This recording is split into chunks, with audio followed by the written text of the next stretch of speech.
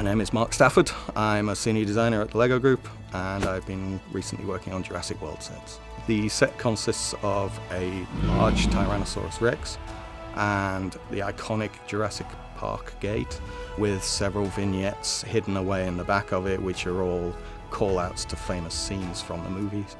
And there are 6 unique minifigures.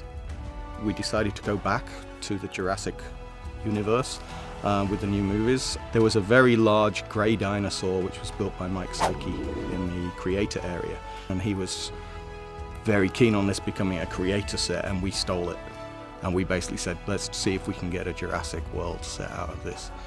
So there was a lot of iterations around the head. I have dozens and dozens just to get the head right. And then I started working on the body and the hip joint so the legs could stay upright.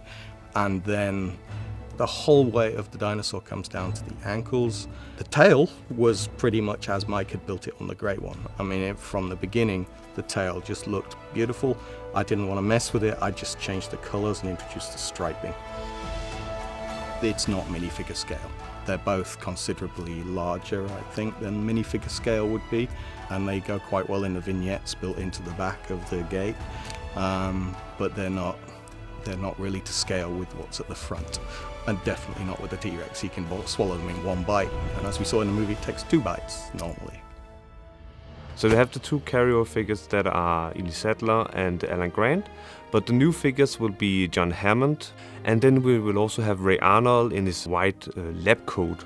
And then you will get maybe a lot of people's favorites, that is Ian Malcolm from his iconic scene after it got injured, after it got chased by the T-Rex, where he'll be laying with like an open shirt. And then the last one is Dennis Nedry from his scene where he has his fatal encounter with the Dilophosaurus. And he has 2 faces, and if you turn the other one around, then he would have like the Dilophosaurus spit on his face. And that's a detail I very much like. We have several scenes from the movie which are paid homage to. There's a toilet in the back. There is a computer switching room where Ellie has to turn the switches back on. When you build the dinosaur and you lift his head all the way up, there's a bit of a crack in his neck, like a gap. And watching the movie, I noted they said that the gaps in the DNA were filled with a frog DNA. So I actually put a frog inside the dinosaur. You know, I watched that movie so many times, and I just knew there had to be a frog somewhere in the dinosaur. It was fun to figure out how to do the Jurassic Park sign, because it had to interact with how Mark built it. And also on the back, where Mark has all these small builds built in the gate, I had to do like the screens for Ray Arnold's computer. One of them is the one called the blue screen of death. It's like when the computer just crashes. And also, of course, there's the big information plate with information about the T-Rex. The T-Rex actually has not typical lizard pupils. It just have like really round eyes. So that was something that was very important to get for this iconic creature.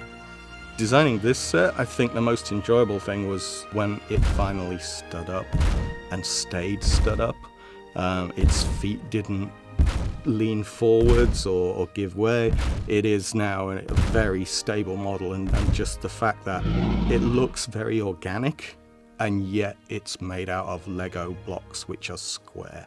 I'm really happy that came together. I think people will like this set because it has a lot of the classic Jurassic Park feel to it. I hope it's obvious how much I love the original movie, and that I've paid homage to it where I can with the vignettes and everything else, and they will be surprised by some of the Easter eggs I haven't mentioned, some of the little details which I've managed to slip in there, and also I hope it'll be a really nice building experience. It's what I try to do for the kids when I design for them, and I wanted to bring that to the adult sets, that every piece you pick up, it should feel obvious where it goes on the model, that a building flow.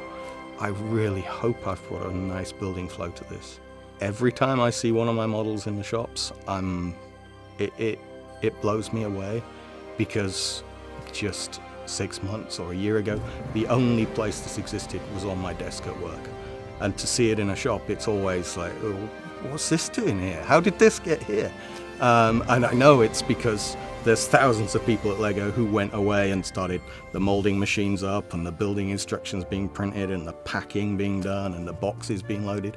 And it just astonishes me that what I did on my desk is produced.